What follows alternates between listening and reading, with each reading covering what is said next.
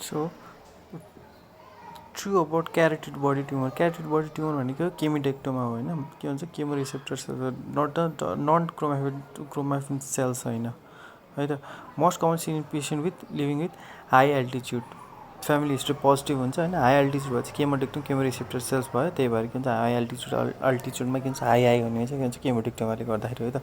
अनि 40 year old with carotid body tumour but the boys अब के भन्छ केमोडेक्टोमा छ, सर्जरी नै गरेर आरपार गरेर राम्रो हुन्छ होइन, त्यही भएर एक्सटेन्सन अफ द ट्युमर। अनि अब 60 year painless compressible swelling in the right side of the neck. अब के हुन्छ डायग्नोस अफ द इमेजमा त यो चाहिँ क्यारोटिड बडीतिरै देखाउँछ, त्यही भएर के भन्छ this is the carotid body tumour, जसलाई भन्छ केमोडेक्टोमा है त। अनि true about the carotid non chromaffin paraganglioma भइहाल्यो होइन, गुड प्रोग्नोसिस हुन्छ। अनि त्यही भएर के भन्छ यसलाई बिस्तारै बिस्तारै निकाल्नु मिल्छ, सर्जिकल एक्सिजन गर्नु मिल्छ, त्यही भएर रियरली मेटास्टासाइसिस होइन। अनि केमो रिसेप्टर भएको भएर के हुन्छ सेन्स गरिहाल्छ, मेट्स हुन दिँदैन है त। अनि क्यारोटिड बडी ट्युमर भनेको के हो, नन अफ द एबोभ। अब स्वान सेल्स होइन, केमो रिसेप्टर सेल्स हो, कज हाइपर टेन्सन हुने होइन।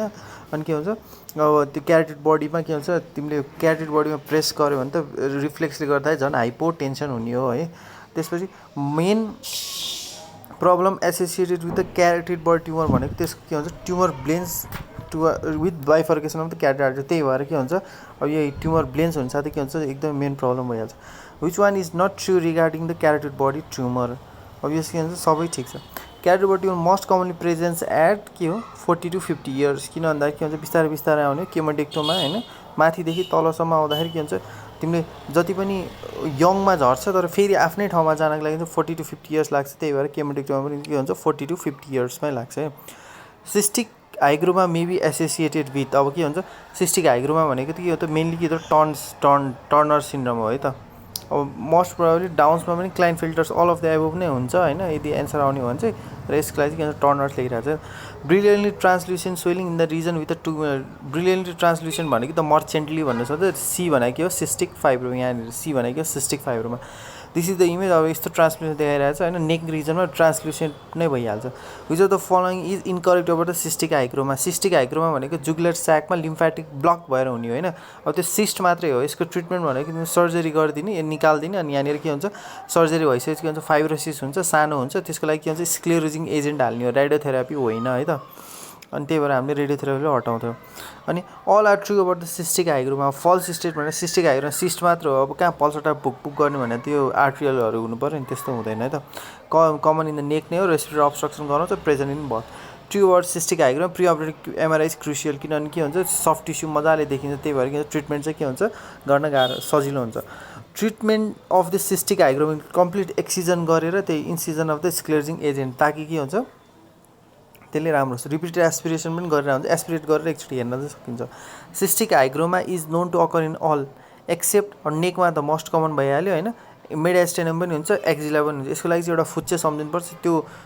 के अरे त्यो उसको पिक्चर हेर्ने हो भने यहाँ एक्जिला भयो भने यत्रो ठुलो सिस्टिक हाइग्रोमा हुन्छ, poster triangle of the neck, अनि यो फुच्चे गुल्ला भन्यो भने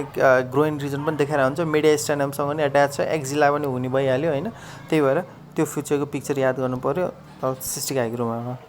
अनि treatment of choice for cystic hygroma के हो भन्दाखेरि तिम्रो मेनली के सर्जिकल एक्सिजन हो, त्यसपछि स्क्लेरोजिङ एजेन्ट भनेको के हुन्छ पछिको कुरा आउँछ।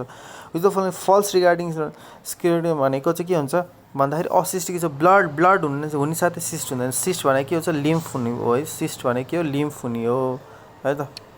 अब नेक्स्ट क्वेसन भनेको के हो true regarding the cystic hygroma is derive from the jugular lymphatic sequestration, यो त अभियस नै भइहाल्यो होइन, जुगुलर लिम्फेटिक्स नै हो। All are true about the cystic hygroma aspiration is diagnostic, त्यस्तो त हुँदैन। 50% प्रेजेन्ट एट बर्थ, यत्रो ठुलो लिएर आउँछ, लिभरमा गाह्रो हुन्छ, पोस्टर सर्भाइकल नेकमै हुन्छ, sequestration of the lymphatics. Cystic translucent swelling भयो कि त सिस्टिक हाइग्रोमा मर्चेन्टली swelling. Retention cyst due to the blockage of excretory duct except one which an example distension due to exudation हुने भएको भएर नि यत्रो ठुलो हुने हो, त्यसलाई नै के भन्छ सिस्टिक हाइग्रोमा भन्छ, यदि के हुन्छ नेकमा स्वेलिङ हुन्छ भने है त। अनि branchial cyst true about the branchial cyst. अब ब्राङ्कियल सिस्ट भनेको त तिमीलाई थाहा छँदैछ थर्ड डिकेडमा हुने हो होइन, लोवर थर्ड होइन कि यो के भन्छ यो माथि, किन भन्दाखेरि यो यस्तो यस्तो गर्ने हो नि, यो क्लेफ्ट होइन, क्लेफ्ट होइन बाहिरको एक्टोडम होइन। अब फर्स्ट भने के हुन्छ कानमा दिइहाल्छ नि दुईवटा कानमा, सेकेन्डमा के हुन्छ क्लेफ्ट, सेकेन्ड क्लेफ्ट भनेपछि त्यो माथितिरै पऱ्यो नि त होइन, 1 2 भनेपछि के हुन्छ between the upper third and the middle थर्डतिर है त, 1 र 2 होइन, भनेपछि सेकेन्डले दियो भनेपछि 2 भन्दा तल छ मिडल थर्ड र अप्पर थर्डतिर जाने भयो क्या त्यही भएर यसलाई के भन्छ प्रेक प्रेजेन्टेसन थर्ड डिकेटमा भयो सिस्ट वाल भने लिम्फोइड टिस्यु भइहाल्छ अनि यसमा चाहिँ के हुन्छ एक्टोडर्म भएको एक्टोडर्म सिसी एक्टोडर्ममा भएको भएर यसले के हुन्छ कोलेस्ट्रोल क्रिस्टल्सहरू दिन्छ है त line by the squamous epithelium यो एक्टोडर्म भएको भएर है त अनि अराइजेस फ्रम द अघिको क्वेसन आइहाल्यो upper third of the sterno anterior border of the sternocleidomastoid सम्झिनु पऱ्यो है त true or branchial element due to the second branchial यो त अभियस एन्सर भइहाल्यो अनि the given swelling develop from the अब यहाँनिर के छ यो ऊ छ होइन ल्याटरल छ ल्याटरल भनेपछि मोस्ट प्रोबेबली अब यो के हो सेकेन्ड ब्राङ्कियल क्लेफ्ट नै होला फर्स्ट ब्राङ्कियल क्लेफ्टहरूले यस्तो ल्याटरल फर्स्ट ब्राङ्कियल क्लेफ्ट भन्यो भने के हुन्छ कानतिर हुन्छ फर्स्ट ब्राङ्कियल क्लेफ्ट भने कानतिर थर्ड र फोर्थ एकदमै लेस कमन हुन्छ अब कमन भने सेकेन्ड हो त्यही भएर के हुन्छ यो भने सेकेन्ड नै हुनुपर्ने हुन्छ भनेर सम्झिनु पऱ्यो है त अनि अर्को true about the branchial cyst भनेको लोवर थर्ड भएको भएर this is false statement wall consist of lymphoid tissue भइ नै हाल्छ filled with struck coloured with cholesterol crystals होइन एक्टोडर्म भएको भएर एक्टोडर्म भएको भएर स्क्वामस हुन्छ स्क्वामसको केराटिन पल्स जस्तै के हुन्छ कोलेस्ट्रोल हुन्छ भन्न सक्यो प्रेजेन्ट एट बर्थ हुन नि सक्छ होइन यो चाहिँ के हुन्छ 50% चाहिँ के हुन्छ प्रेजेन्ट एट बर्थ हो है त्यसपछि आयो ब्राङ्कियल सिस्ट अराइजेस फ्रम सेकेन्ड यो त के हुन्छ अभियस नै भइहाल्यो अराइजेस फ्रम द अभियस एन्सरहरू भयो अप्पर थर्ड यो पनि रिपिट क्वेसन नै भयो होइन त्यसपछि आयो the most common site of the internal opening of a branchial fistula is at the tonsillar fossa किन भन्दाखेरि जे पनि के हुन्छ टन्सिलर फोसाबाट नै आउँछ अब टन्सिलर फोसा यो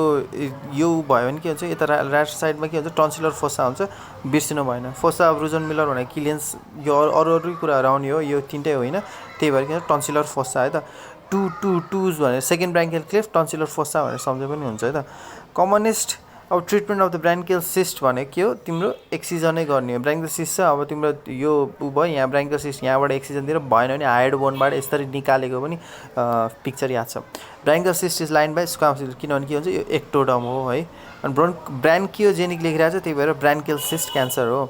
अनि excision of the hyoid bone is done in the thyroglossal cyst यो थाहा छँदैछ which is never a cause of thyroglossal fistula congenital किनभने थाइरोग्लोसल फिस्टुला भनेको के हुन्छ सिस्टको के हुन्छ रिटेन्सन भएर इन्कम्प्लिट रिमुभल भएर हुने हो thyroglossal due to incomplete removal यसको एन्सर यसमै आयो regarding the cervical rib which is correct it causes pressure on the ulnar nerve किन भन्दाखेरि के हुन्छ सर्भाइकल रिप भनेको के हो सर्भाइकल रिप भनेको अब तिम्रो यो फर्स्ट रिपमा यस्तो गरेर इम्पिन्ज हुन्छ त्यसमा के हुन्छ के अरे आर्ट्री नर्भ र भेन हुन्छ होइन अनि नर्भमा चाहिँ के हुन्छ ब्राकियल प्लेक्सस पर्छ ब्राकियल प्लेक्सस भनेको चाहिँ you can go for the ulnar nerve है त अनि एड्सन्स टेस्ट भनेको positive in the cervical rib यो पनि के हुन्छ एकदम अभियस एन्सरहरू नै भइहाल्यो नेक डिसेक्सन गर्दाखेरि structure not remove in the radical neck dissection SISM सम्झिने हो रेडिकलमा के हुन्छ स्पाइनल एक्सेसरी नर्भलाई रिमुभ गर्छ अरू सबै 10th टेलो प्यारोटिडहरू गर्दैन त यो 11th क्रेनियल नर्भ चाहिँ के हुन्छ रिमुभ गर्छ radical neck डिसेक्सन lymph node 5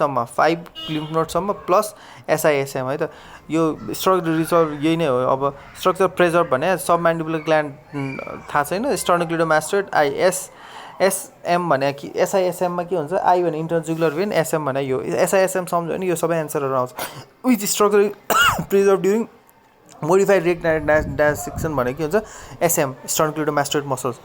soldier syndrome भनेको के हुन्छ भन्दा तिम्रो नर्मल इलेक्ट्रोमायोग्राफिक आउँदैन कि यदि मसलमा फङ्सन भयो भने नर्मल आउँदैन सोल्जर ड्रुपिङ हुन्छ पेन हुन्छ रेस्ट्रिक्टेड रेन्ज अफ मुभमेन्ट ठ्याक्कै कतिसम्म 90 डिग्रीसम्म अब सोल्जर ड्रुपिङ चाहिँ कस्तो हुन्छ एबर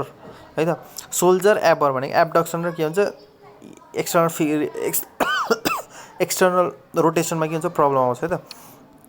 अनि modified radical dissection all preserve except external jugular internal jugular vein pressure level 5 cervical lymph nodes भनेको त पोस्टेरियर है त यदि तिम्रो यो हेर्ने हो भने तिम्रो लेभल 2, 3, 4 भने स्टर्नोक्लिडोमास्टोइडतिर सुरुमा हामीले घाँटी नाप्दाखेरि 1 नम्बरमा यहाँनिर सब म्यान्टल र सब म्यान्डिबुलर नाप्छ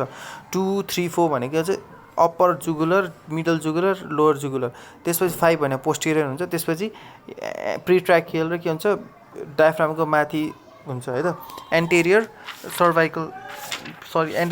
भन्दा नि के हुन्छ भन्दा तिम्रो सबभन्दा माथि सुपेरियर मेडिएस्टाइनल हुन्छ है त अलिकति तल गयो सुपेरियर मेडिएस्टाइनल हुन्छ है त त्यसपछि आयो तिम्रो नन अफ द एबभ पनि भइहाल्यो विच इज नट रिमुभ भन्दाखेरि तिनटै remove which is structure not remove भन्दाखेरि रेडिकलमा तिम्रो अब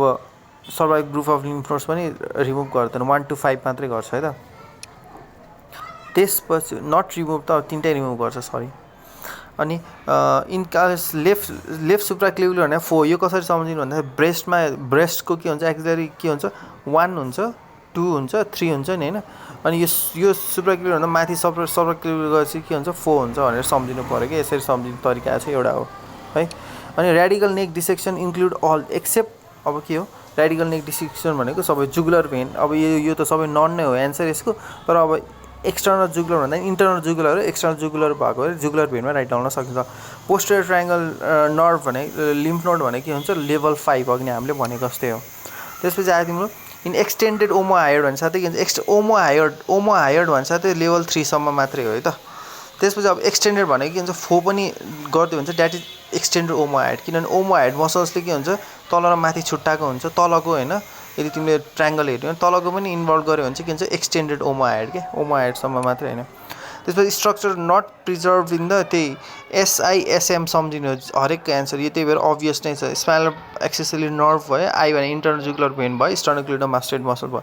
रिमुभ इन फङ्सनल नेक डिसेक्सन भनेको चाहिँ मोडिफाइड जस्तै हो स्टेज 3 त्यो भन्ने चाहिँ के हो एसआइएसएम को पनि के हुन्छ तीनटै भयो भने चाहिँ that is level 3 sternocleidomastoid internal jugular vein carotid artery vagus nerve सबै के हुन्छ रिमुभ गर्दैन preserve in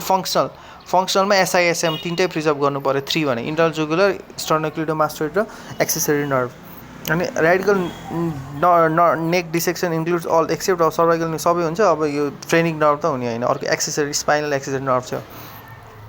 A nerve injured in the radical leads to the loss of medial side of the arm. अब यो आर्मको medial side भनेपछि यहाँ supply गर्ने medial cutaneous nerve of the arm हो त्यही भएर medial cutaneous nerve of arm. Modified type 2 भने के हुन्छ एसआई मात्र स्पाइनल एक्सेसरी नर्भ र के हुन्छ इन्टर्नल जुगुलर भेन भयो यो पनि अभियस हो level 1 level 2 level 3 lymph node सबै रिमुभल गर्यो भने 4 सम्म गर्यो भने चाहिँ एक्सटेन्डेड सुप्रा ओमोहायोइड भयो त्यसपछि 3 सम्म मात्रै भयो भने चाहिँ के हुन्छ ओमोहायोइड सम्म मात्रै भयो त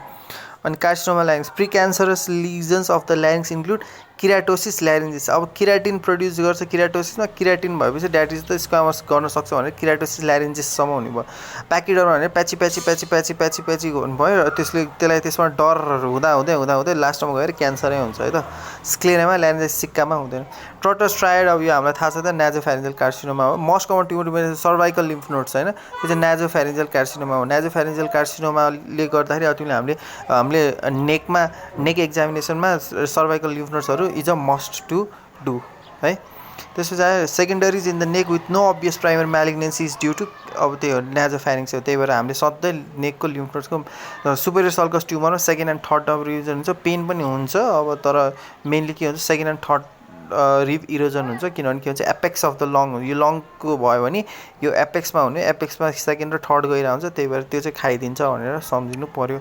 30 year cystic swelling shown in the picture below अब यो के हुन्छ मिड लाइन सोइलिङ चाहिँ along the line of mid line भनेपछि के हुन्छ ब्रान्कियल सिस्ट त ल्याटरल हुन्छ सकिहाल्यो अब सेबासियस सिस्टमा के हुन्छ पंक्टम जस्तो हुन्छ अब यो पंक्टम जस्तो टक्क परे छैन त्यसपछि सेकेन्डरिज इन द नेक र यसमा डर्मट सिस्टमा चान्सेस हुन्छ डर्मट सिस्ट नै भयो cystic swelling in the picture what could be possible 30 इयर्समा के हुन्छ along the line of fusion छ सेन्ट्रल छ भने चाहिँ मोस्ट कमन डायग्नोसिस यसले गर्दा के हुन्छ डर्मटै होला भन्ने कुरा आउँछ है त अनि which of the following here lymph node metastasis least common अब यो त पुरानो क्वेसन हो हार्ड प्यालेट हार्ड हुन्छ त्यही भएर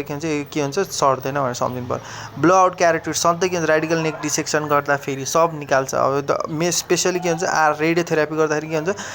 ब्लो आउट क्यारोटिड हुने सम्भावना हुन्छ which of the following does not move on deglutition यो चाहिँ के हुन्छ पिबिटी सरको एकदम फेभरेट क्वेसन हो होइन अब यसमा कसरी सम्झिनु भने थाइरोइड नोडुल्स र थाइरोग्लोसल सिस्ट त विदाउट डाउट भइहाल्यो होइन त्योभन्दा थाइरोइडभन्दा अगाडिको प्री ट्राइकल नोड पनि हुन्छ त्यही भएर सबलिङ्गल डर्मोइड चाहिँ हुँदैन तर के हुन्छ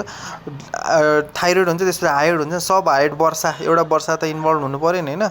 जुन चाहिँ स्वेलिङ होस् त्यही भएर सब हायोइड बर्साइटिसमा चाहिँ के हुन्छ फेरि इन्भल्भ हुन्छ भनेर सम्झनु पऱ्यो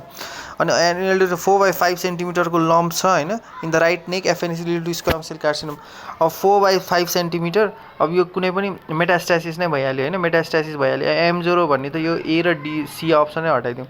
अब M1 भनेको कहीँबाट आएर यहाँ डिस्टेन्ट मेटास्टासिस भएको छ भने M1 MX अननोन मेटास्टासिस भनेको MX भयो त्यही भएर त्यो गर्नु thank you this much all